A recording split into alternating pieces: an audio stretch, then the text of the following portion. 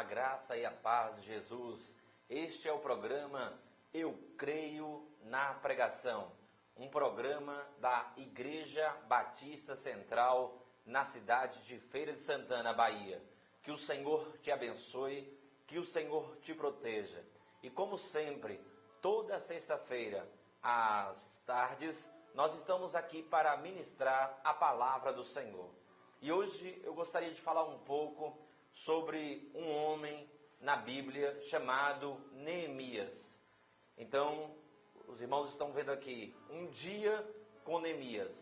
Na verdade, este é um seminário que eu já ministro há algum tempo e eu gostaria de falar hoje sobre um chamado à reconstrução, baseado no livro de Neemias. Eu tenho certeza que hoje, ao rastrearmos as pisadas, as pegadas deste homem chamado Neemias, nós seremos ricamente abençoados, porque não é à toa que este livro está aqui na palavra do Senhor.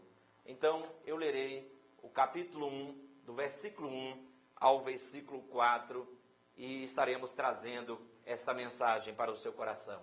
Diz assim a palavra do Senhor: as palavras de Neemias, filho de Acalias, no mês de Quisleu, ou dezembro no calendário judaico, no ano 20º, estando eu na cidadela de Suzã, uma fortaleza do rei Medo-Persa Artaxerxes. Veio Anani, um de meus irmãos, com alguns de Judá. Então lhes perguntei pelos judeus que escaparam e que não foram levados para o exílio e acerca de Jerusalém. Disseram-me: os restantes que não foram levados para o exílio e se acham lá na província estão em grande miséria e desprezo.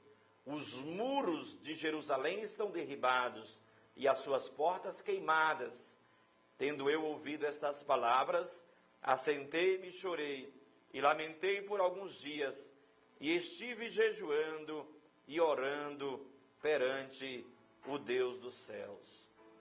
Então, o livro de Neemias, na verdade, é um diário de sua vida. O livro de Neemias é um manual eficaz de liderança. Hoje, nós sabemos que até a liderança eclesiástica, ela tem absorvido muito da liderança do mercado. Eu não estou dizendo que não existe nenhum princípio na liderança usada aí fora que nós não podemos aplicar na igreja. Nós podemos, a igreja como organização. Mas, amados, princípios espirituais não podem ser desprezados. E o livro de Neemias, existe princípios de uma liderança espiritual. Eu gostaria apenas de contextualizar você no tempo e no espaço deste livro. O que é que está acontecendo aqui? Neemias, diz a palavra do Senhor, ele foi um homem que nasceu no cativeiro de Babilônia. Então, como aconteceu esse cativeiro babilônico? Primeiro, o Senhor enviou profetas para dizer ao seu povo, o reino de Judá, porque o reino do norte já havia sido destruído no ano 722 a.C., as 10 tribos, e agora restavam 2 tribos. E o Senhor enviou mensagens para essas tribos de Israel, dizendo ao reino do sul que eles se voltassem para o Senhor. E eles pregaram a palavra do Senhor, anunciaram, e eles rejeitaram.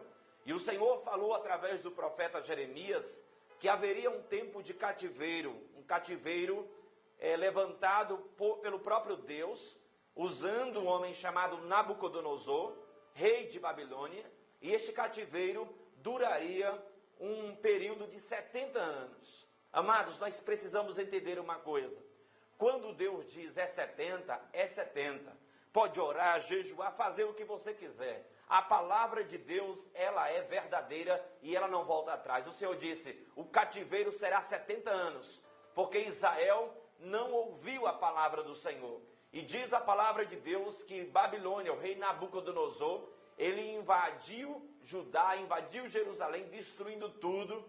E eles tinham uma tática de guerra que era arrancar aquele povo, os fortes, as mulheres belas e jovens, levaram cativos, de modo que aqueles sábios de Jerusalém, eles tomavam um banho de cultura, como nós podemos ver na vida de Daniel e os seus amigos, e eram usados agora, eles gostavam de usar para beneficiar a Babilônia. Mas diz a palavra de Deus que mesmo alguns presos em Babilônia decidiram não se contaminar com o manjar do rei. É o caso de Daniel, capítulo 1, versículo 8. Então, nós aprendemos, amados, com o livro de Neemias, que nós não podemos desobedecer ao Senhor. Então, Israel foi levado para o cativeiro e lá passa 70 anos. Diz a palavra de Deus que o Salmo 137 é nesse contexto. Os judeus, lá está escrito, Salmo 137, você pode pegar e consultar a sua Bíblia. Diz que quando nós chegamos às margens do rio de Babilônia, nós nos assentamos e choramos. E lá os babilônicos zombavam de nós, dizendo, canta canções para nós. E eles diziam, como nós vamos cantar canções em terra estranha?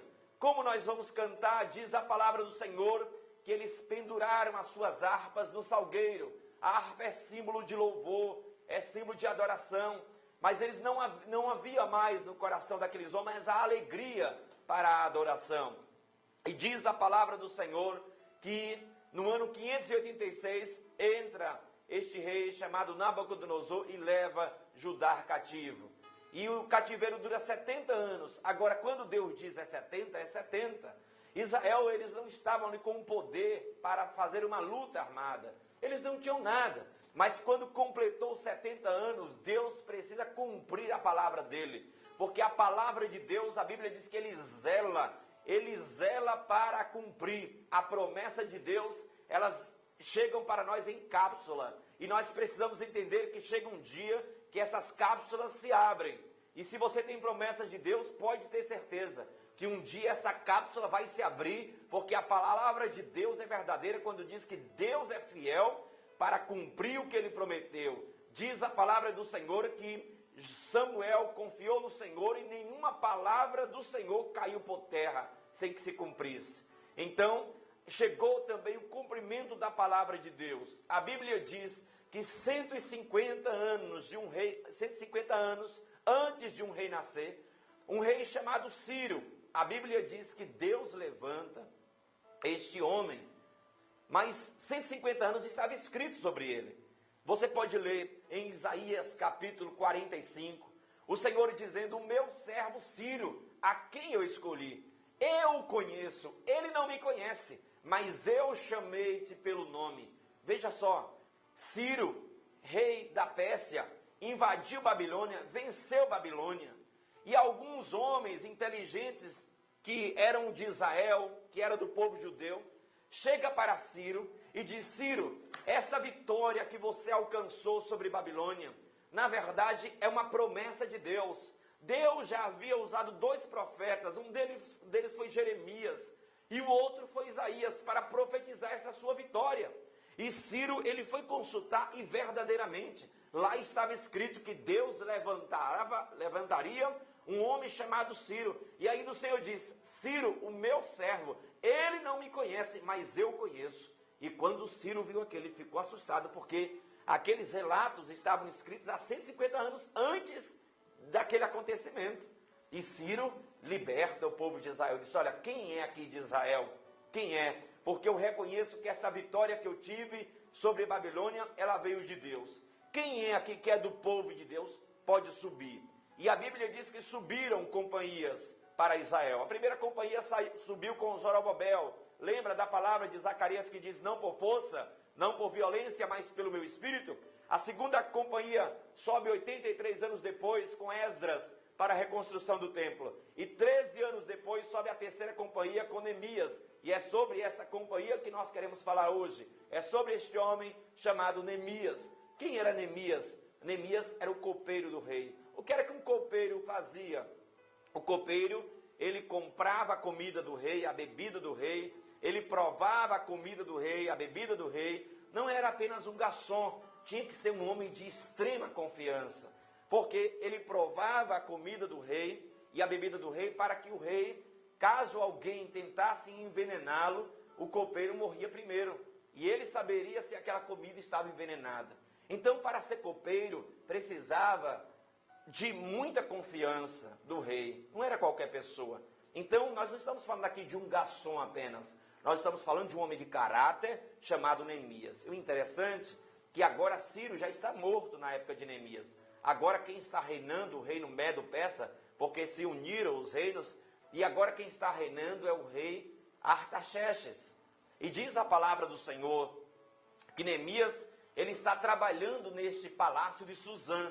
É um palácio de férias do rei.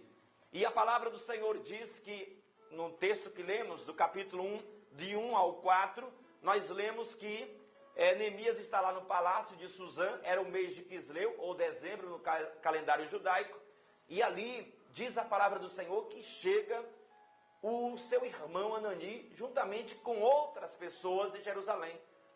Essa distância onde Neemias estava para a cidade de Jerusalém, distava 1.280 quilômetros. Veja só, 1.280 quilômetros de distância. A viagem durava 2 meses, não tinha os meios de transporte que nós temos hoje. E aqueles homens saem de Jerusalém e vão até o palácio de Suzã.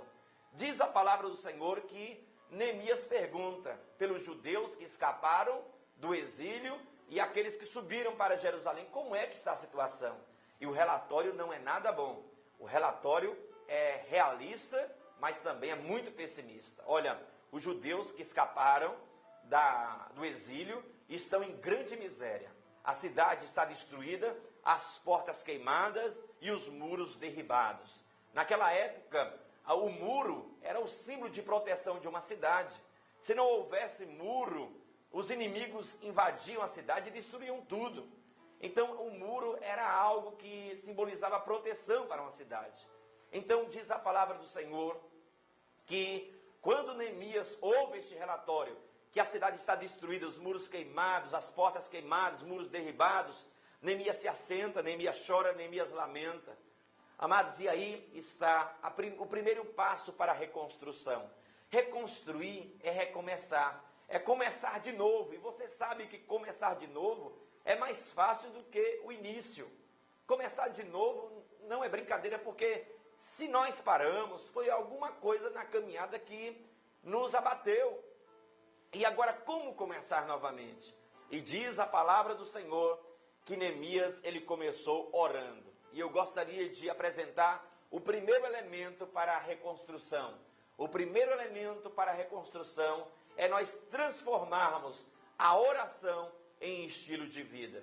Nós precisamos fazer com que a oração não seja uma eventualidade na nossa vida. Não seja um dia que a igreja estabelece como o dia de oração. Não, este dia pode ser estabelecido? Pode. Mas a oração na nossa vida é preciso que seja um estilo. E este homem chamado Neemias, ele começa orando, ele ora. E você sabia que no livro de Neemias existem 9 orações registradas que ele fez? 9. Neemias é um exemplo do líder que ora. Neemias, ele ora, ele busca ao Senhor. E diz a palavra do Senhor que o conselho de Paulo a Timóteo foi: antes de qualquer coisa, que se faça oração. Para muitas pessoas, orar é não fazer nada. Orar é não fazer nada. Mas, na verdade, orar é entregar o controle. A oração, ela ativa a minha fé. A oração, ela acalma o meu coração. A oração, ela glorifica a Deus. Por isso que o chamado de Deus para as nossas vidas é para que nós aprendamos a orar. Não existe nenhum professor de oração. Eu não estou aqui dizendo que eu sou professor de oração, porque não existe na terra nenhum professor de oração, a não ser aquele que a Bíblia diz em Romanos 8:26. Em 8:26 de Romanos, apresenta o seu professor de oração, o meu professor de oração, o nosso professor de oração. A Bíblia diz que não sabemos orar como convém, mas o Espírito de Deus intercede por nós com palavras e gemidos inexplicáveis. Este é o grande professor de oração. Os discípulos nunca disseram: Senhor, ensina-nos a pregar. Os discípulos ficavam admirados, espantados. Era com a postura de Jesus em oração: Senhor, ensina-nos a orar. Nós precisamos, amados, aprender a orar. Ninguém sabe orar completamente, orar totalmente, orar para agradar o Senhor, a não ser se for instruído pelo Espírito do Senhor. E diz a palavra do Senhor que nós precisamos transformar a oração em estilo de vida. Agora, você precisa entender que Neemias, ele, nessa postura de oração, ele orou, ele se lamentou, ele esteve jejuando perante o Deus dos céus. Ele se identificou com aquela miséria daquela cidade.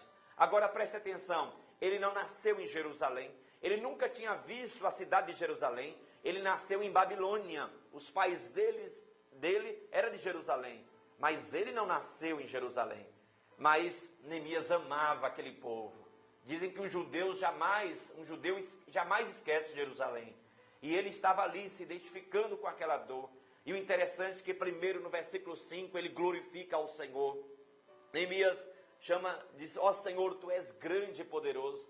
Neemias ele se identifica com o problema dizendo, nós pecamos contra ti, nós pecamos. Neemias ora a palavra no versículo 8 do capítulo 1. Ele diz, Senhor, olha, eu estou orando a palavra. O Senhor disse que se nós pecássemos, o Senhor nos espalharia.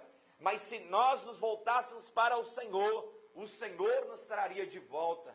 Então nós estamos aqui orando, nos traz de volta. Você sabia que Neemias orou 4 meses sem nenhuma mudança aparente? Com isso você aprende o seguinte, a oração é amiga do tempo. A oração é amiga do tempo. A oração é amiga do tempo. Grave isto. A Bíblia diz que do mês de Quisleu ao mês de Nisan, que é o mês de abril, está no versículo 1 do capítulo 2. O mês de dezembro ao mês de abril, nenhuma resposta de Deus, nenhuma. 4 meses ele orou. Você já experimentou isso? Orar, orar, orar e parece que nada acontece? O aparente abandono?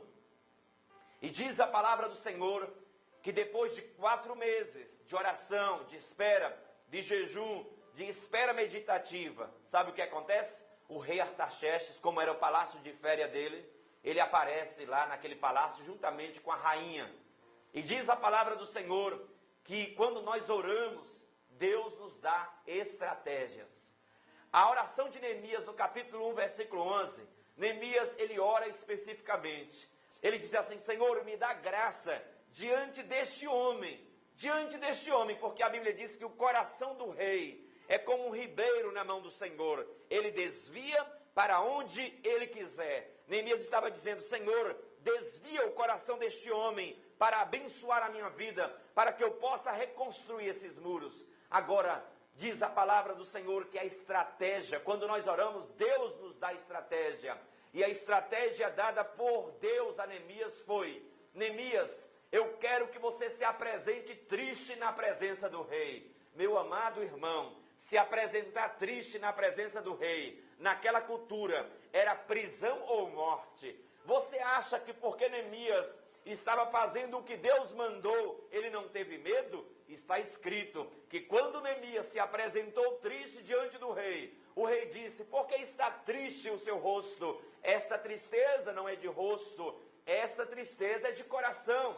E diz a palavra do Senhor que Neemias, ele relatou no diário dele, eu temi sobremaneira, eu tive um medo sobre-humano quando ele me perguntou isso. Não é porque Deus colocou algo no seu coração que você não vai ter sentimentos como medo.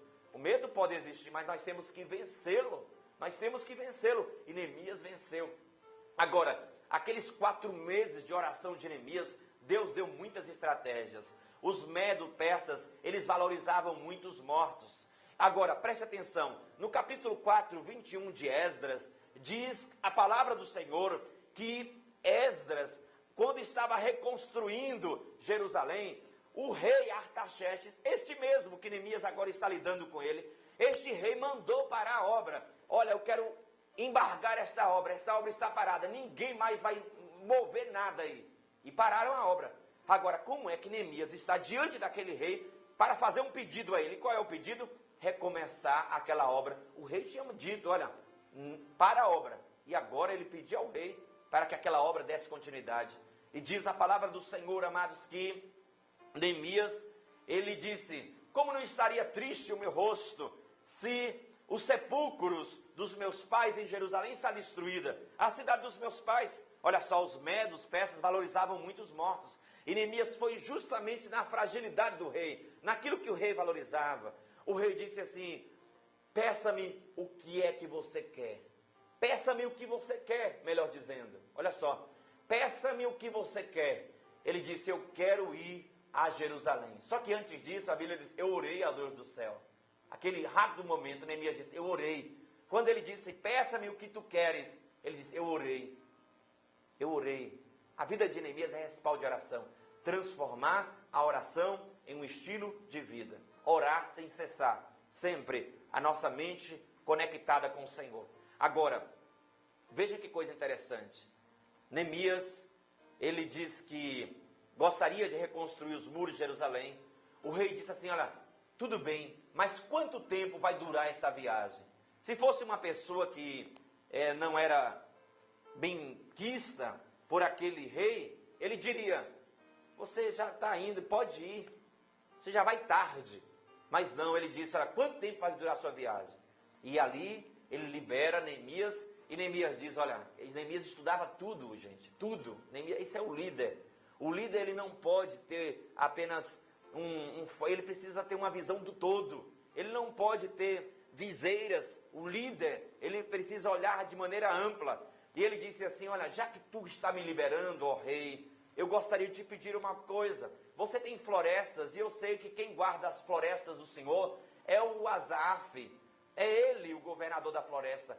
Pede a ele para liberar a madeira, porque as portas de Jerusalém estão derribadas.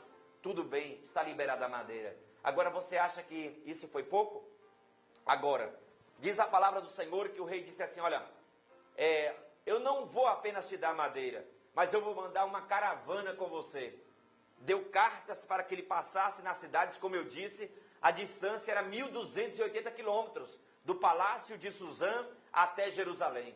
A viagem durou 2 meses, e lá está indo Neemias para a reconstrução. E Neemias, depois de 2 meses, ele chega a Jerusalém. Agora, quando o rei libera Neemias para esta obra, você acha que Neemias ficou ajoelhado na presença do rei? Não, Neemias disse assim: olha, sabe por que foi que o rei me concedeu? Porque a boa mão do meu Deus estava sobre mim. Ele sabia que era a mão de Deus movendo todas as coisas. Ele não deu glória ao homem, ele deu glória a Deus. O rei me liberou porque a boa mão do meu Deus estava sobre mim. E diz a palavra de Deus que Neemias chega naquela cidade tudo destruído. Os muros destruídos. É verdade que Esdras com Zorobabel já tinha reconstruído o templo. Mas os muros da cidade, as portas queimadas, e aquilo ali não adiantava o templo construído, não adiantava ele trabalhar nas casas dele se os muros, se a proteção da cidade não estava levantada, que eram os muros. Os inimigos, terroristas poderiam vir a qualquer momento. Então o que é que acontece? Neemias, o segundo elemento que ele apresenta, além desse de transformar a oração em estilo de vida, é buscar e praticar a visão de Deus. Você quer reconstruir? Além de você transformar a oração em estilo de vida, não ser um evento, mas ser um hábito saudável todos os dias, mas não automático, na presença de Deus, está orando com espontaneidade, com verdade. Você precisa também buscar e praticar a visão de Deus. O autor George Barna, ele tem um livro chamado O Poder da Visão, da editora Aba. Se você puder obter este livro, eu tenho certeza que vai ser um divisor de águas na sua vida. O Poder da Visão. Muito bom. George Barna. E neste livro, George Barna, ele diz o seguinte: visão é o retrato de um futuro que Deus deseja. E o que é necessário para que você receba a visão? Primeiro, conhecer a Deus. Segundo, conhecer a você mesmo. Terceiro, conhecer o contexto aonde você está inserido. Quarto, ter sabedoria para você aplicar a visão. Porque a visão pode ser de Deus e você não ter sabedoria para aplicar. Um exemplo, José. José, a visão que Deus deu a José, veio realmente do Senhor? Veio. Mas ele teve sabedoria? Não. A visão era que ele se elevaria sobre os seus irmãos e sobre o seu pai. Os irmãos já tinham inveja dele, ele foi lá e contou. O que aconteceu? Nós sabemos que foi jogado numa cova, depois vendido, e providencialmente uma caravana estava passando, e ele acabou no Egito. Lá foi preso, acusado por algo que não fez, foi esquecido na prisão, sofreu. Com 17 anos ele saiu ali naquela caravana, só com 30 anos ele subiu ao lugar que Deus havia chamado ele, que era vice-governador do Egito. Agora, deixa eu chamar a sua atenção. Quando Deus ele tem uma visão para a nossa vida, então em José foram 13 anos para se cumprir. Mas por quê? Porque José atrasou. Deus não queria levar José por aquele caminho, não. O caminho era outro. Cuidado com a visão que Deus coloca no seu coração. Deus, com 18 anos, colocou uma visão no meu coração. Qual foi a visão? Visão é um retrato mental que Deus deseja para você. A visão sempre é futurista. Lá em Jeremias capítulo 29, versículo 11, está escrito assim: eu sei a visão que eu tenho para vós, uma visão de paz e não de mal, para vos dar o fim que desejais. A visão sempre é futurista. O Senhor está dizendo, eu sei o kazon. A palavra kazon no hebraico é planos, propósitos. Eu sei os planos, eu sei o propósito, eu sei a visão que eu tenho para a sua vida. Eu sei. E é visão de paz para dar o fim que você deseja. Agora, preste atenção. Deus colocou no meu coração a visão de ser um pastor. Eu estava lá plantado no meu lugar, com os meus planos, mas Deus disse, olha, eu te escolho, eu te separo para o pastorado. Pronto. Os outros não viram. Quem viu foi eu. Se eu chegasse para a igreja onde eu congregava e dissesse para aquela igreja, olha, eu estou indo para o seminário, e muitos ali não acreditassem, e muitos dissessem, ele tem chamado nada, eles não viram o que eu vi. Você está entendendo? Você não precisa que todos concordem, porque eles não viram o que você viu. Se Deus te chama para algo, então você não pode. Existe, claro, muitas vezes Deus usa as pessoas para confirmar. Agora, você não pode parar simplesmente porque um chegou e disse, você não é chamado. Porque quem viu foi você, não foi ele. Entendeu? Agora, preste atenção no que eu vou lhe dizer agora. Cuidado quando Deus coloca algo no seu coração.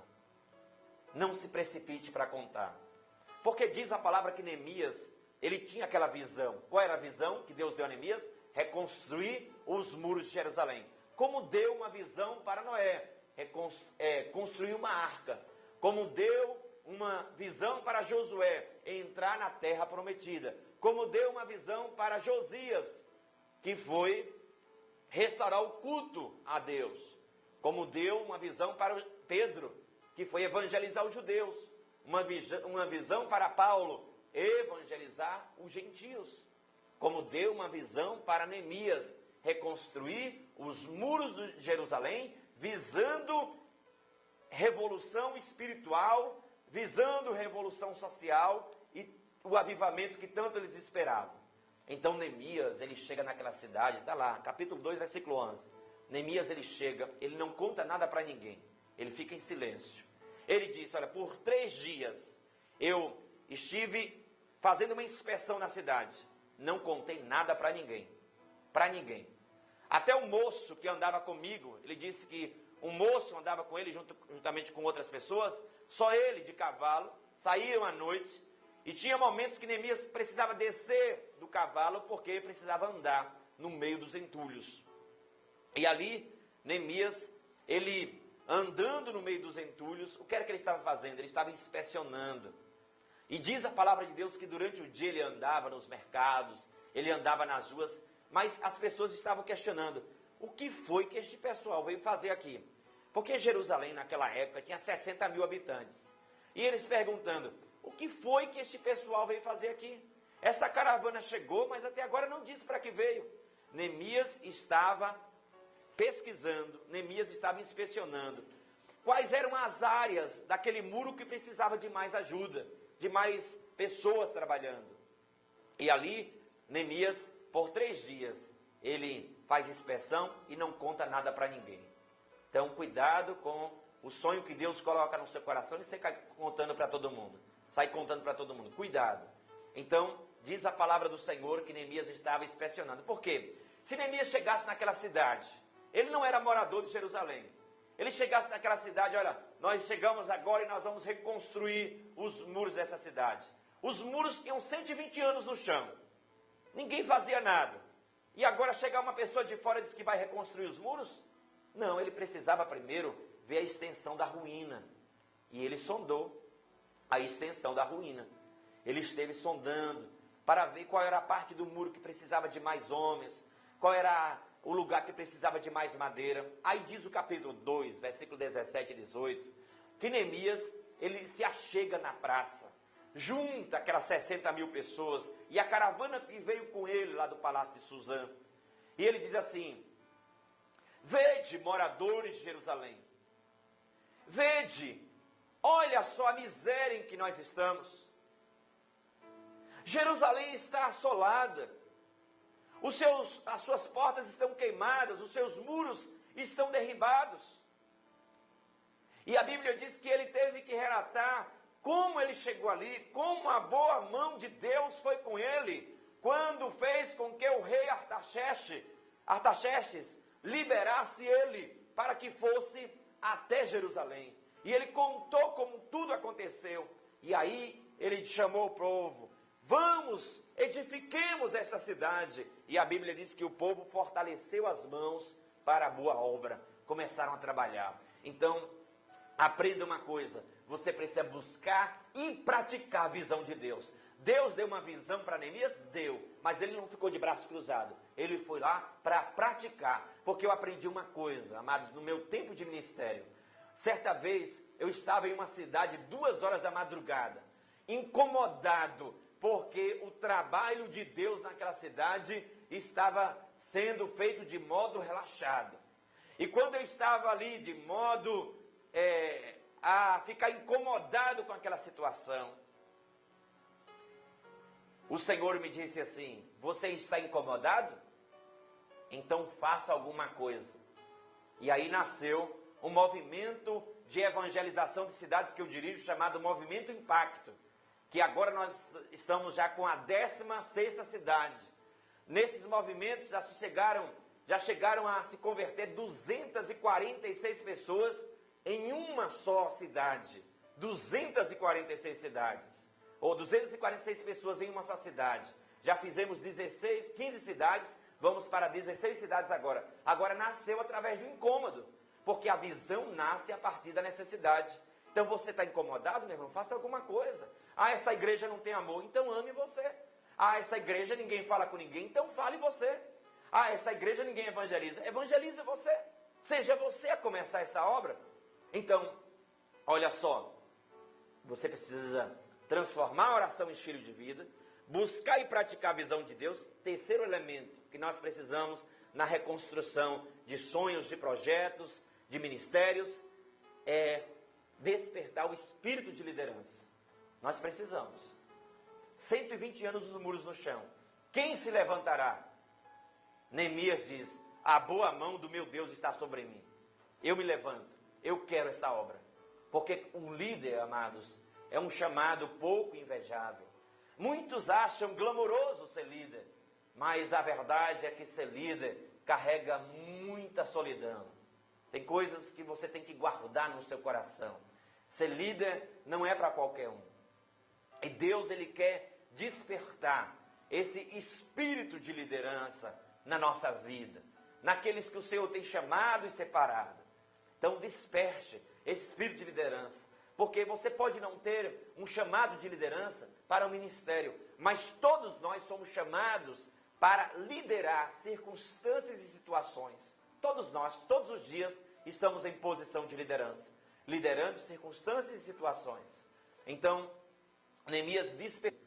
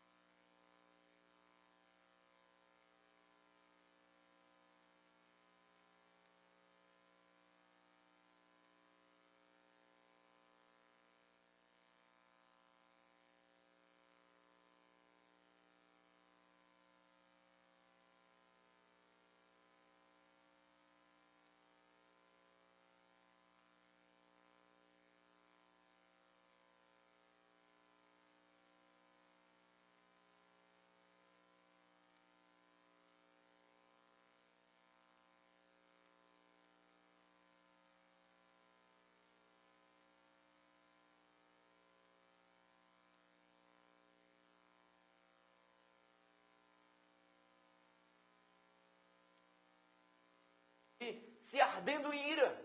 Por quê? Porque diz a palavra do Senhor que eles se incomodaram porque alguém resolveu fazer o bem dos judeus, o bem para os judeus. Então é assim, mas quando nós temos uma visão de Deus, sempre entre nós e a visão que Deus tem para a nossa vida, sempre haverá obstáculos, os gigantes não sairão do nosso caminho. Agora, quando esta oposição vem de fora, como Tobias, Sanbalate e Gesem, porque houveram muitos tipos de oposição, muitos. Agora, inclusive, preste atenção, capítulo 3, versículo 5 de Neemias diz que uma tribo, a tribo de Tecoa, os tecoitas, eles disseram assim, olha, nós não vamos, os nobres daquela tribo, nós não vamos participar desse projeto. E eles não dobraram a serviço para servir aquele projeto. Eles disseram, não, nós não queremos isso. Imagine aí, era povo de Deus, mas disseram, aquela tribo, nós não vamos colaborar com esta obra. Então, no nosso ministério, na visão que Deus tem para nós, na nossa vida, na nossa família, nossos projetos, nos nossos sonhos, sempre haverá oposição. A questão é como nós reagimos à oposição. Como você reage sobre tal pressão? Tem gente que ataca também, tem pessoas que se deprimem, tem pessoas que largam os sonhos de Deus, tem pessoas que começam a olhar demais para as críticas e param. Mas como reagir à oposição? Como reagir à oposição? Continue no caminho, orando, jejuando, buscando ao Senhor, dando ouvidos ao Senhor em todo o tempo. Porque, preste atenção, Sanbalate, Tobias e Gesem, eles zombaram, eles criticaram. A tribo de Tecoa reagiu com apatia. Eles lutaram para que aquele projeto parasse. Diz a palavra de Deus que aqueles homens dizem, olha, se uma raposa bater neste muro, vai cair. Aqueles homens disseram, estes homens estão loucos, eles vão reconstruir os muros 120 anos no chão? Como é que eles vão conseguir, esses fracos judeus? Diz a palavra de Deus que isso não deu certo, essa perseguição. Aí no capítulo 6, versículo 3, olha só a armadilha de Satanás. Aqueles homens, Tobias, Sanbalate, Tobias e Gesem, eles têm uma estratégia, um plano para matar Neemias. Diz o seguinte, Neemias, olha, eu sei, nós estamos criticando, mas vocês não param a obra, vamos fazer um acordo de paz? Vamos assinar um contrato de paz? Nós queremos paz, nós não queremos briga. E diz a palavra de Deus, no capítulo 6, versículo 3, que eles marcaram um encontro com Neemias. O encontro era no Vale de Ono. Vamos nos encontrar no Vale de Ono. Só que a Bíblia diz, amados, que o líder, ele precisa de exercer discernimento. E Neemias disse assim, olha, mas o Senhor me disse que eles intentavam fazer o mal para mim. Olha só, havia um encontro marcado. Eles querem fazer mal a mim. Ele discerniu. Como se não bastasse, enviaram uma carta aberta. O carteiro chegava na cidade, lendo a carta aberta, montado em seu animal, abria o pergaminho e começava a ler. E na carta, o teor da carta era o seguinte, capítulo 6 você pode ler. O teor da carta era, olha, Neemias, na verdade, ele está aqui sem a autorização do rei Medo-Persa Artaxerxes. Ele quer destruir, ele quer, na verdade, tomar o lugar do rei. Se o rei souber, vai matar todos vocês, para intimidar o povo. Aí não bastou, aí pronto, agora chega o cúmulo. No capítulo 6, 10 a 13, diz que eles pegam, metem a mão no bolso e vai para os profetas. Porque você sabia que nós estamos vivendo uma geração de profetas vendidos? Profetas que se vendem, profetas que têm um preço, profetas que não podem ver, dinheiro, principalmente em época de política, profetas que vendem a sua igreja, os seus ministérios, por dinheiro, profetas que vendem as suas igrejas nos bastidores,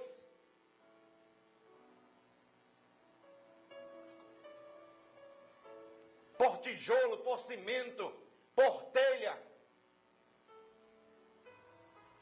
Profetas que recebem dinheiro na surdina e diz, olha, pode ter certeza que eu vou ter 800 votos para você, me garanta, me dá tanto. Só que você tem que saber uma coisa, seu profeta vendido, Saiba de uma coisa, você é sal que perdeu o gosto, você é luz apagada, você é estrela errante, você é árvore sem fruto, você é nuvem sem água, você é reprovado diante de Deus e você não tem voz profética nesta geração. Semaias foi um profeta vendido. Os inimigos chegaram para Semaias e disseram assim: Semaias, nós queremos te dar muito dinheiro. Agora você tem que profetizar contra um homem chamado Neemias. Ele disse: olha, por dinheiro eu faço qualquer coisa. Quanto é? Deu dinheiro. E aí ele profetizou mentira. Ele foi lá e disse: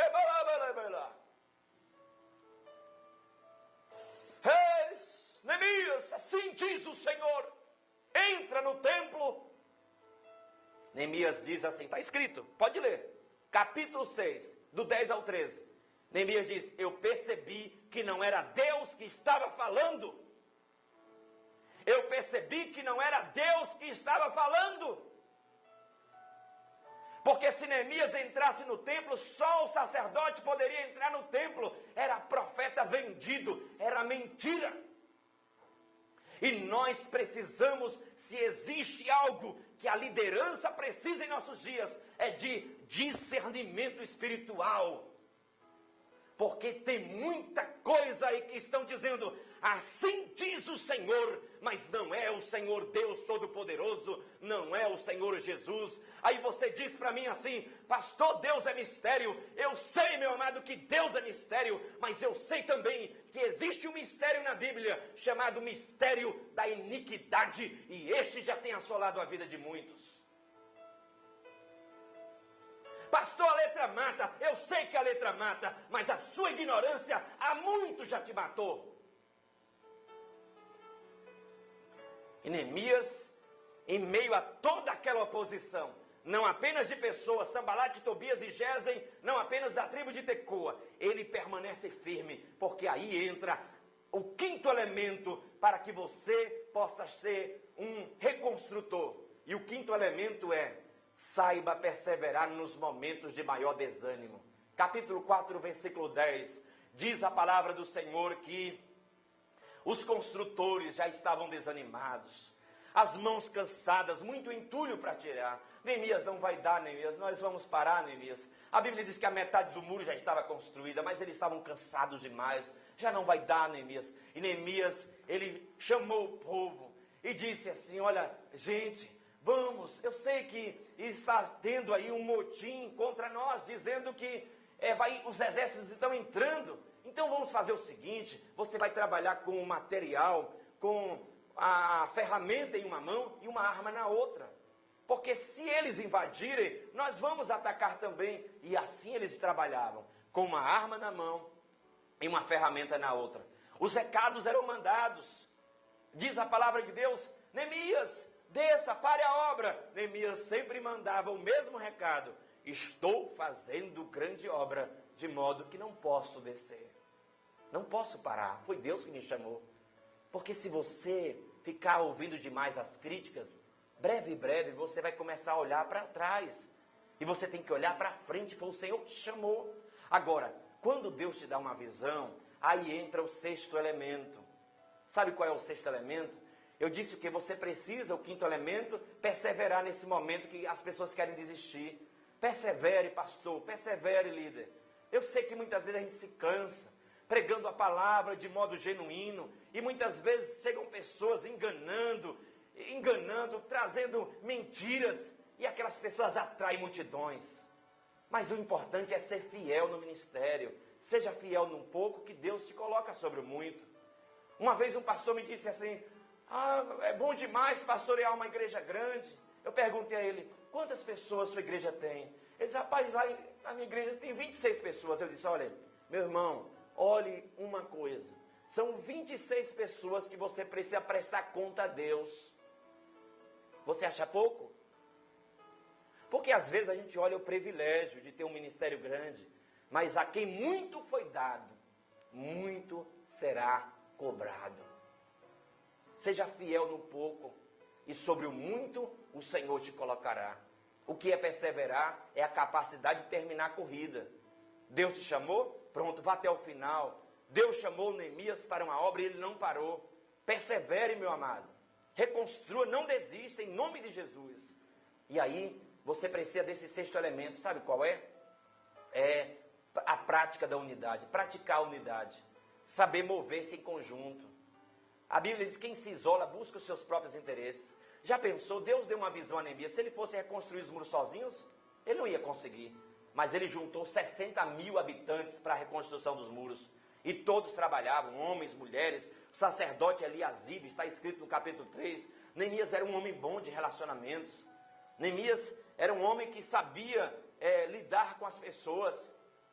Ele praticava a unidade. Neemias era um homem sábio. Capítulo 3, você vê que Neemias é bom de relacionamento, porque ele cita um monte de pessoas.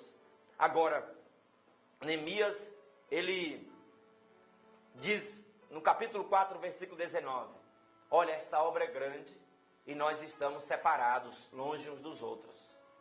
Então, olha só, a obra é grande, mas eles estavam separados. Precisavam estar juntos, amados. Nós precisamos estar juntos. Juntos nós somos fortes. Olha a natureza, como nos ensina, com as abelhas, com os cupins, com as formigas, os gafanhotos. A Bíblia diz que não tem rei e marcham enfileirados. Nós precisamos andar juntos, amados.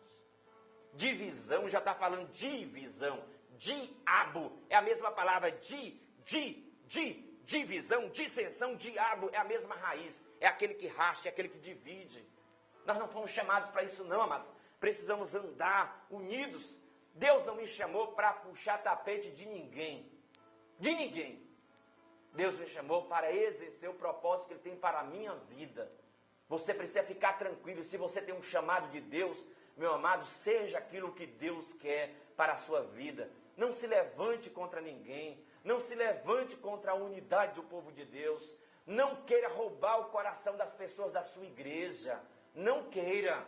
Porque às vezes Deus começa a levantar um líder, e este líder já se acha o bambambam, o pregador tal, o X, o top de linha, o top 10. Daqui a pouco, esta pessoa está se insurgindo contra a liderança, roubando o coração das pessoas.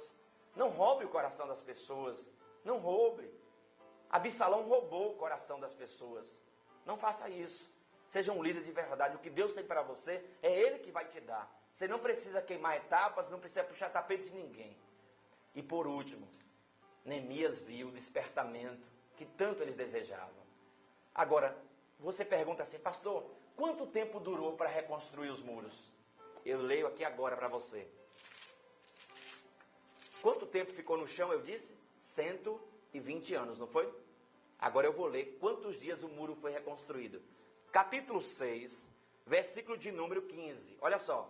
Acabou-se, pois, o muro aos 25 dias do mês de Eleu, em 52 dias. Gente, 52 dias. Os muros ficaram no chão 120 anos. Em 52 dias, 60 mil pessoas trabalhando, os muros foram levantados. E diz a palavra o seguinte, sucedeu que, ouvindo todos os nossos inimigos, temeram todos os gentios, nossos circunvizinhos, e decaíram muito o seu próprio conceito. Por quê? Porque aqueles inimigos decaíram no seu conceito, no seu semblante? Porque eles reconheceram que foi Deus que havia feito aquela obra, por intervenção de Deus, não foi obra de homem. Deus estava ali naquela obra.